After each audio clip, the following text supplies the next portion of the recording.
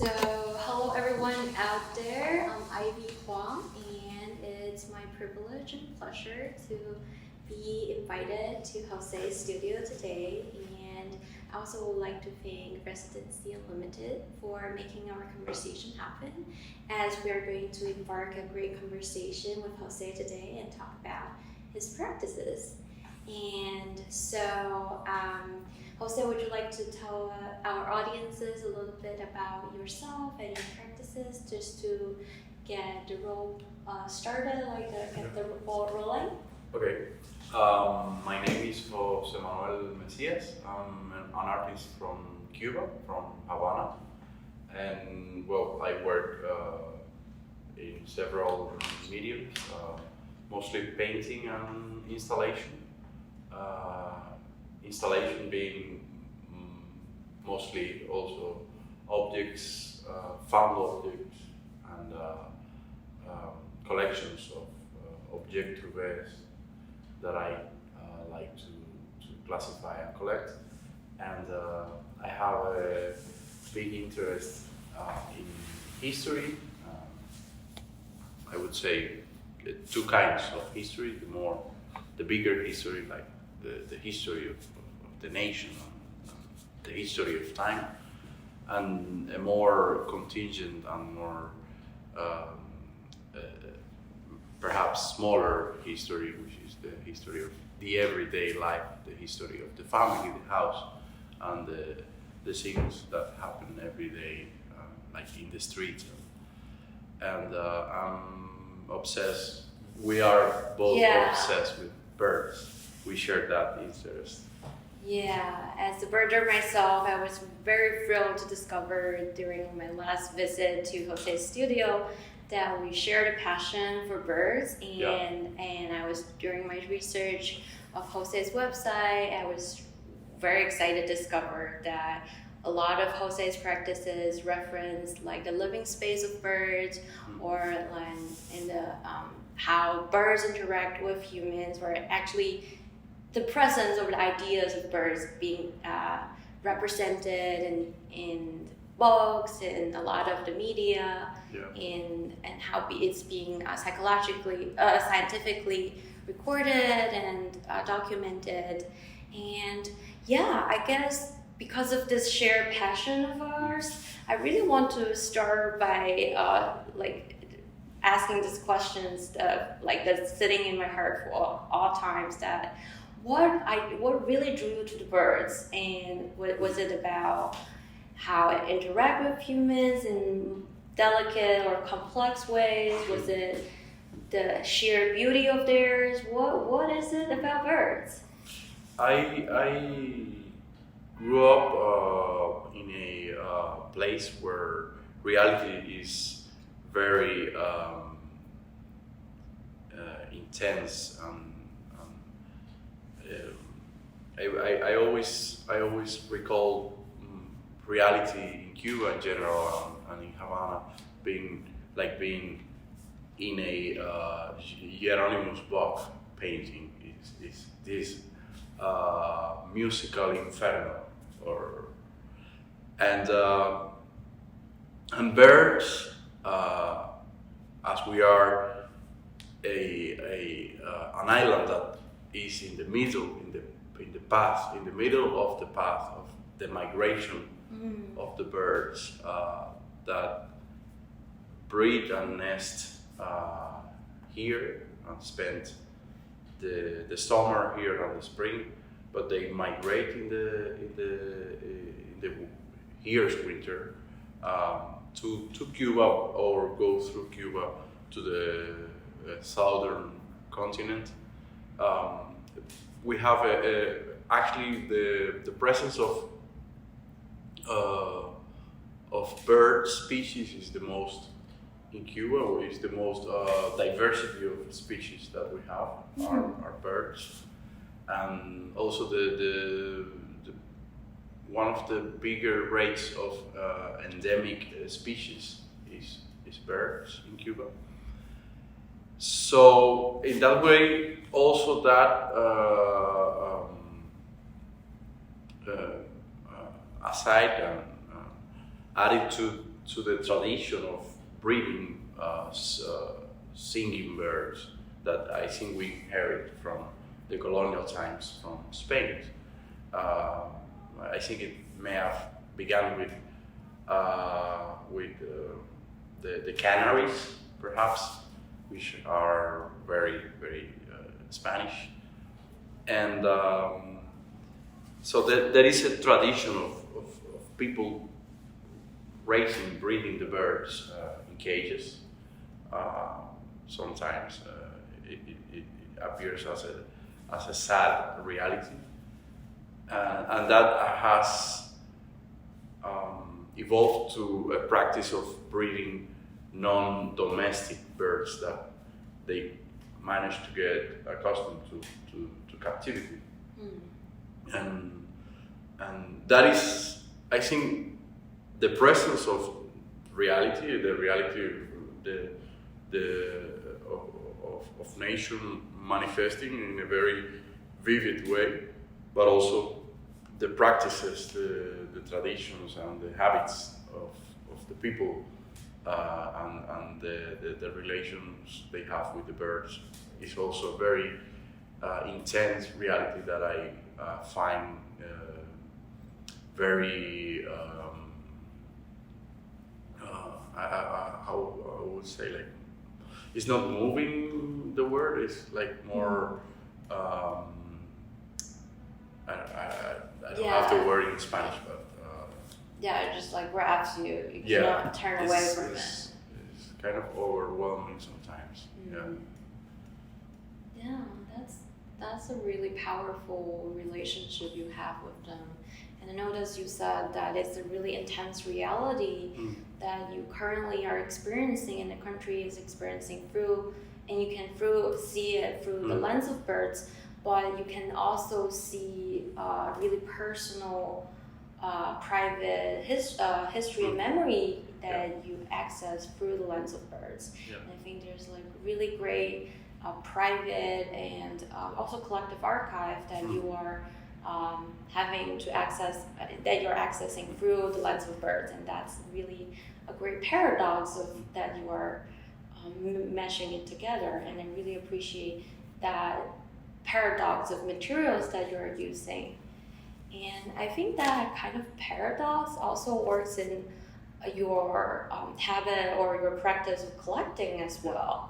Because, for example, in your other works in which you collect the found cages of birds, for example, the birds are no longer there. They're not there anymore. So there's an absence of the birds.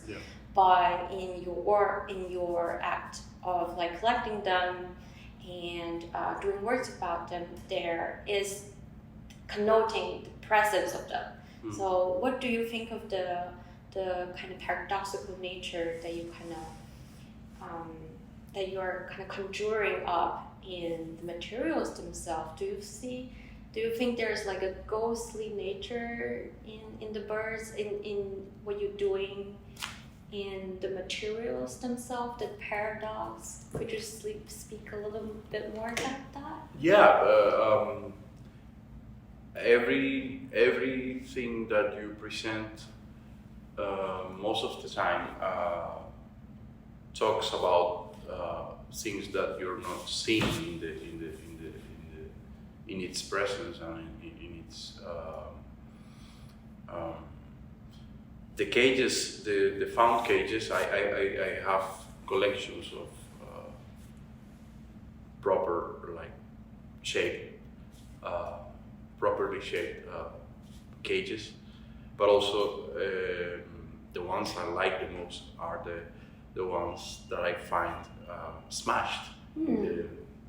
Sometimes I think are smashed because just a car ran over it, but people, when they dump the cage because it's old or it's broken, they just smash it.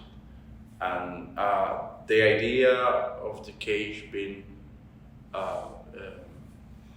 not anymore in a 3D shape, I find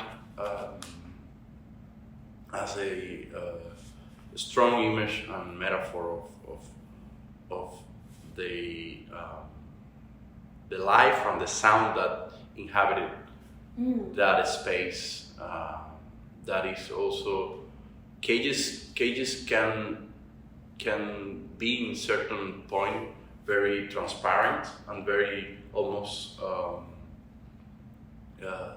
virtual space, but it is a strong. In the end, it is a strong box for incarcerating the bird. Yeah. So, in a weird way, I find every cage depicts one of a kind bird. So every cage I find is, for me, is an image of one kind of bird. So that cage has the name of the bird, of the species. So, and not only the name of the bird, but I see these cages, these smart cages, as graphics of their voices. So I entitled them like, the thrill of the blue grosbeak or something like this, or the mockingbird. These cages are like little graphics, sound graphics, and I don't know. It's just a metaphor of something that vibrated inside of this this space that has become just an image, a flat image of something that had movement and had sound, and of course it gains weight in the way that the bird is not there anymore. And yes, I totally agree. Very close to it in a way. Yeah, I really like that. The act of naming is also naming the bird that's no longer there, but you're naming the thing that used to encage them. Yeah. And I like to ask, what do you find interesting or charming about the act of naming itself? Because I found you name the artwork with really, I don't know, it's really interesting and really names that just leave people wondering, why do you name that? And what do you find the names you give them and the artworks you create?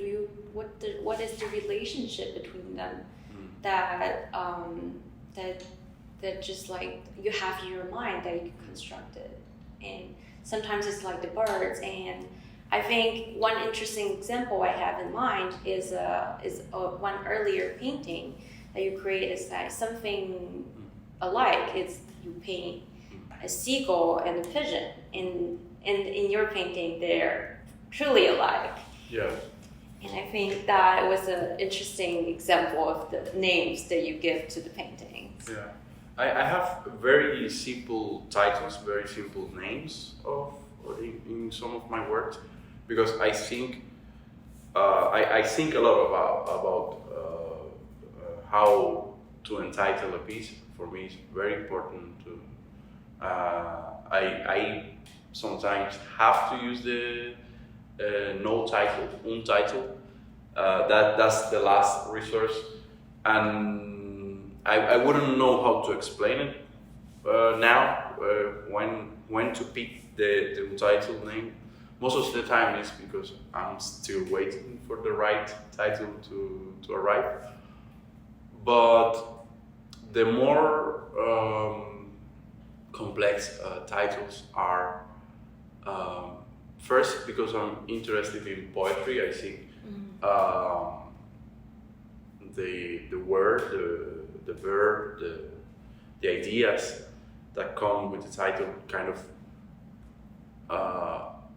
rather than closing an idea and giving a completed idea, I think it opens more questions and more and it stimulates more thinking in the viewer. And most of my works are just that, are questions on an ongoing process of it's a journey, it's a dig, it's an investigation, and yeah. Yeah, thank you for the beautiful answer. And I'm really interested by how you relate your projects and your naming with your fascination with poetry. Mm-hmm. And I remember during my last studio visit with you, you mentioned you were inspired by a surrealist, like exquisite corpse, and how you collect a lot of the fragments from the street, from everyday objects, from this everyday discarded objects from the street, and you endow orders to them, and they themselves kind of compose. They have like a shape and form to themselves, and create like a poetry formed presence to them, almost like a new poetry or some kind of thing. And I would like to hear more about what thought process comes behind your practice of collecting these everyday objects discarded on the street. First of all, I think I've learned with time not to be a manipulator of reality. I think reality is more interesting than whatever we could say, you know. Yes. I at least from the place I come from, reality manifests in a way, in a very artistic way, and a very poetic way, like in a natural way, and both ways, in a beautiful way and also in a terrible, hostile way. But still, it is something that manifests in a very poetic way and very sometimes tragic. Yeah. And so I think in the last works I've been doing in the last couple of years are about just standing in the position of a perhaps naturalist or a archaeologist or a taxonomist or a where you just have I think there can be a hidden order in reality that you have to find out, and then you feel this grit with your intuition and with your experience. But I've been trying not to manipulate too much what I collect or what I imagine or what I, and so that's why these pieces are merely taxonomies or ordering things that sometimes have, of course, the key, the way I pick to organize has a little whimsy of mine, but in the end they keep being very pure in the way I collect and see them in the reality. Yeah, that's amazing, because I'm really, for example, the poker piece, the playing card piece. Yeah.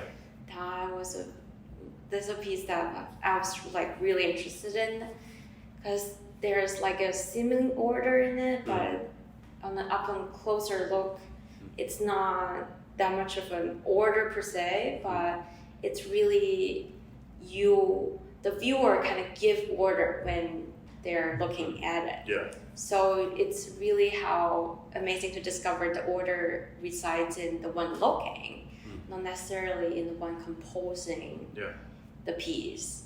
And And I think it's really interesting to think about the order and how and there is like a well balance, as you say, in keeping the things completely raw, as in you can just like put it in there in a pile, not putting it in a grid at all, and that would be a little messy, as you might imagine. And I wonder, how would you keep the balance in keeping things completely raw in its original order, but not completely restricted and manipulated?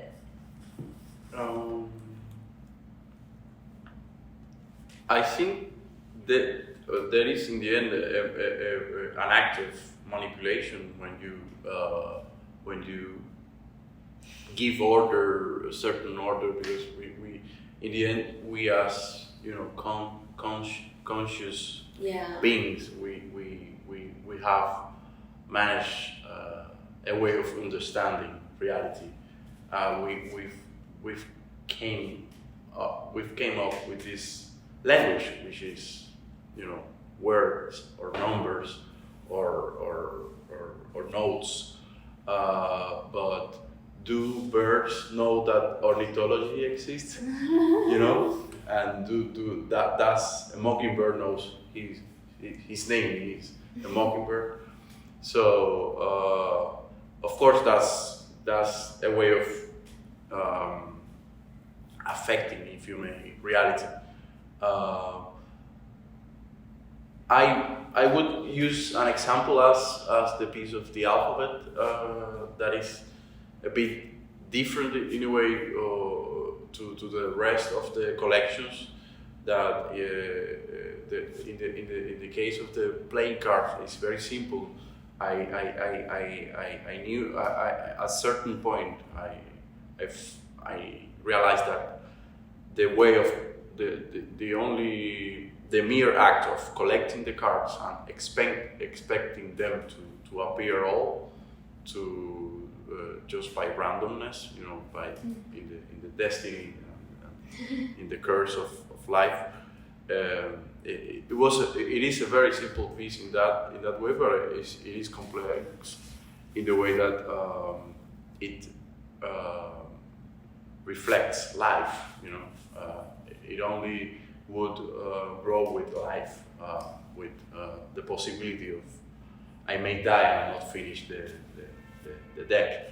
But in this piece of the alphabet, that I compose an alphabet with pieces of shoe soles, shoe pieces, but I only collect the pieces that look like letters, and that is also an act of I don't intervene the material. I don't like cut them in order to look like a letter, but the gaze, the look of collecting something aside from other things, I think that's in this case the more the bigger act of manipulation of the natural materials or the materials from reality. I think that would be.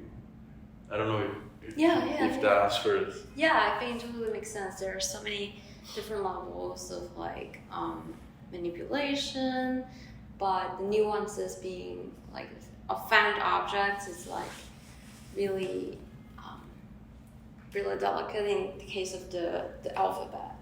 And you raise these really interesting questions about founding things of similitude to the pre-existing objects, for example, the alphabet, because this project is endless. It's ongoing. It's endless.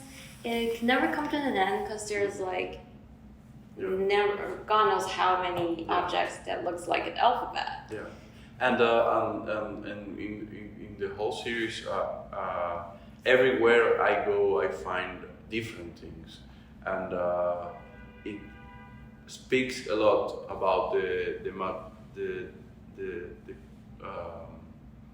the material culture of every place.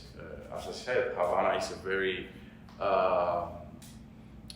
vibrating place, and you can find all sorts of weird things.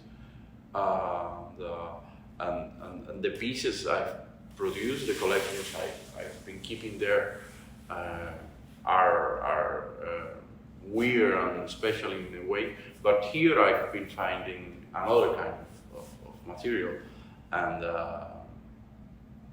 that is interesting how this kind of living being that could be these collections grow in a different way and behave in a different environment and habitat, you know.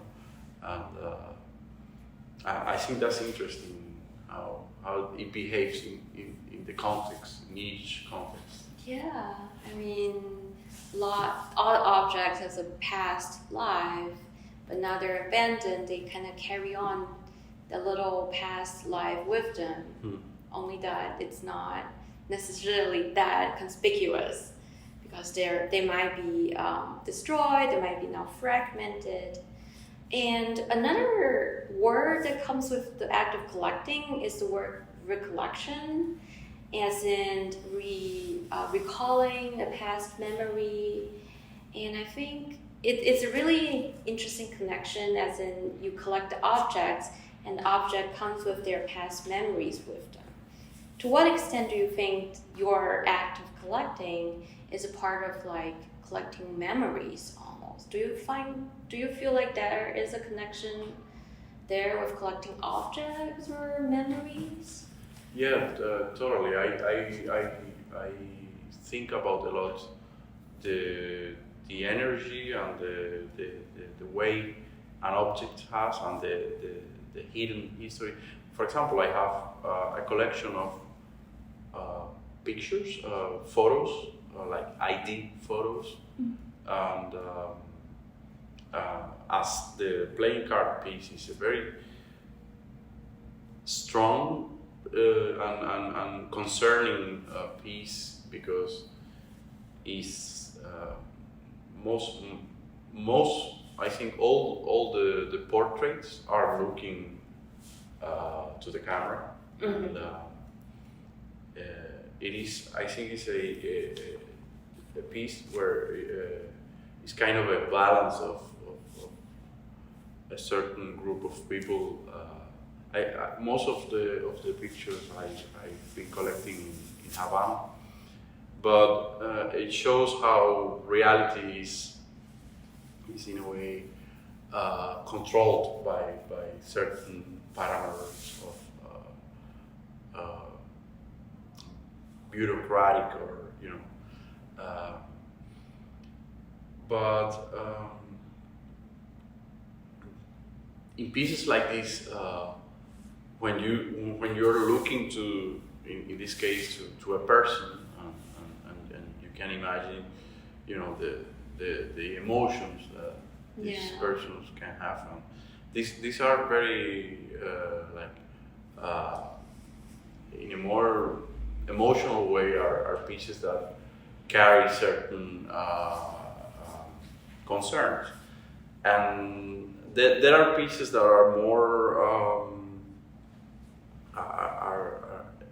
simpler in the way that the object is, I don't know, a bill or but there are pieces that you can be sure that this belongs to someone, that this is a memory, or maybe even an amulet that belongs to someone. So that sometimes implies a responsibility to I am very interested in the idea of the relic as well.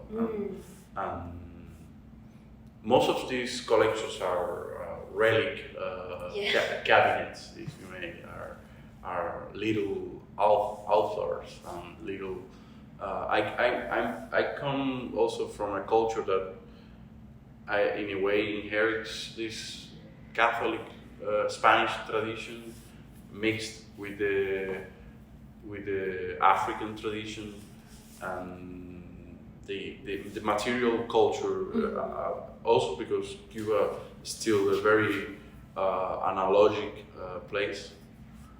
But the material culture and the fetishism, if you may, also with things that if you look at the details of the materials are almost nothing, but things can be very charged in many ways, and it doesn't have to be a religious way. It can be a sentimental way, or maybe political way. And yeah, I have to balance all the charges in the objects and the stories in the objects. I like working also with history, so I collect also actual historical relics from the independence wars in Cuba, or from the bigger history that I said, and I think all this has a relation, and for me it's kind of the same. You have it's a matter of understanding where these objects come from and the role that they play in certain contexts. Yeah, I like how you kind of think there's like two layers of the history. There's like a larger history and a smaller, like everyday history. But I think they share kind of an inaccessibility to it. We're not as accessible to the larger history in the past, but the same way we're not accessible to the history of this random playing card on the floor that we have no idea who its owner is. So I think the inaccessibility kind of creates a mystery in the piece. Maybe makes it a relic, maybe just like clouds our judgment or clouds our understanding about the piece, and in really complicated ways. And I like how that, and what I like how that is like very part of the understanding of your pieces. And I wonder if that part of like inaccessibility or in the mystery is factored into Totally. your practice.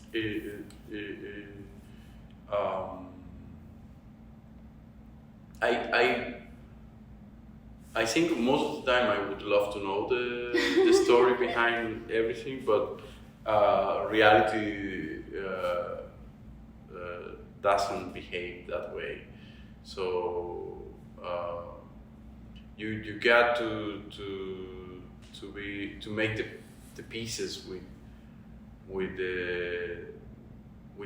the loss. And many of my work also have that underlying issue of death and the passing of time and loss. And in the end, everything is going to be, disappeared and lost.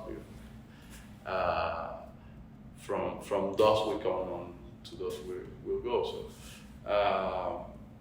I also try to be humble about the zero possibility of something and the loss of something. And I with some of my works, I try to fill that void with some conjectures and some imagination, and in certain parts of my work, I imagine the possible story behind. Like I like fiction as well. I like to make these kind of apocryphal relics, and but yeah, that sometimes works, sometimes it doesn't. Sometimes the silence is better. Yeah. Yeah, you brought up the word realities a lot. Is there like alternative reality to Totally. you? Yeah. How do you envision those alternative? There are layers of reality. Even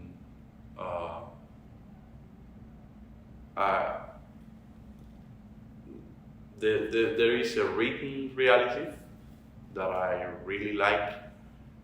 Sometimes it's a truthful one. Sometimes it's a more fictional and literature related reality, mythological reality. And there is a subconscious reality that I'm also very interested. That sometimes fades with the physical reality and the reality of the everyday life. So there is parallel realities. The reality of a bird is different than ours, and we sometimes communicate that it's different. And the reality of course of humans, of different groups of people are very different as well. The reality of artists sometimes can be very, very distant from reality. And I like to think of myself as an artist that travels or lives is part of the normal reality, at least where I live, and I try to understand reality and to be part of it. Yeah, that's wonderful, and that's beautifully said, I think, because there are so many layers of realities in your work, and a lot of them are like dreamscape and dream spaces as I experience them, and I think that just creates so many possibilities and the never-ending realities in a sense that just like your project.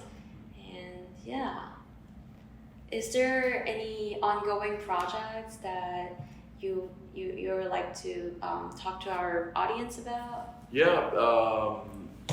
Well, I have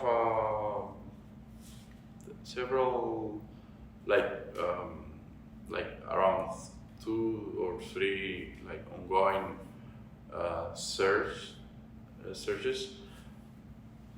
But now I think for the next year or 2, I would like to work on a series of illustrations that I want to look like naturalist illustrations, pictures, like Audubon birds of America or something like that. But in these illustrations, I would be depicting the behaviors of the bird breeders in Cuba, the things that they make the birds do. A small example is that they train a Cuban bird, a little bird. They train them to fight, like fighting cocks. Like hawks? Oh wow! And one of the way they train them is putting a mirror close to the cage, so they fight with their reflection. And I find these little images and little passages, little situations, and I want to represent them. For me, it's going to be a series of in English I think the word is foolies or forlies, like Goya's foolies. In Spanish it would be disparates, like weird or stupid things to do, and it is a way of also recollecting and making an archive of these behaviors, depicting these behaviors, and using this language of the naturalists of the 19th century that were documenting the species. So I that's something that I want to do in painting, maybe then do a series of prints. But then I've been going to places and documenting things that I see. I've been going to this underground bird fair in Havana, and there I see there is where I've seen most of these practices, and it's still an ongoing process of digging in these traditions and habits, and yeah, that's one of the things I'm planning to do. And I saw one of the prints there. That's like what you Yeah. bought. Maybe you recently bought it from the illustrations. Yeah. Illustrations. Yeah, I've been collecting them as well, buying them, and yeah, something like that. I would like to use as a reference to what I want to do, and but still don't know the style. How is it going? Yeah, there's like a variety of styles Yeah. and illustrators, and they do it in different ways. And if the printing, the medium is different, Yeah. it'll come out kind of differently. So Yeah. so good luck in that. Thank you. So, I also have a question about what's the deciding factor of like when would you like decide that I will collect playing cards or I will collect things that look alphabet? What's the deciding factor? Or I wouldn't know how to explain what triggers what I like to collect, because I collect many objects. One first practical thing would be that I can carry them, you know, and it has to be the size of my pocket. That in one way. I also have bigger things, but I think things that allow me to imagine a story and imagine a journey behind or a journey forward in the collection. So that would be the mystery of the object. Of course, it can. I think it links sometimes with things that I am interested in. I don't think I was interested in collecting cages before I was interested in birds, for example. And maybe tomorrow I'll be interested in collecting just pieces of wood or buttons. I don't know. Yeah, so I think it's all just like unknown until the journey kind of evolves or reveals itself for you. And I think as like we are officially in 2024 now, and I would like to kind of wrap up our conversation with like a final question that is, what's your wish for yourself this year, and kind of wrap our conversation with that. My wish for this year, wow. To try to keep on these things that give purpose to my life. Oh my god, that's so sweet. Yeah. Great. Keep Wow. on, on these trails that I think they exist, but they only exist if you walk them. So Oh. yeah. Wow, I will just keep that for myself remember that for myself. But yeah, thank you so much for being here and having this wonderful conversation. Thank you. And Thank you for thanks, coming. Lulu. Thank you, Lulu. Thank you, Lulu, for recording. Thank you, Residency Unlimited. And thanks, Residency Unlimited, for making this happen. And yeah, and this is a wonderful studio. Thank you, the Cuban Artists Fund as well. That we are in their studio as well. Yeah.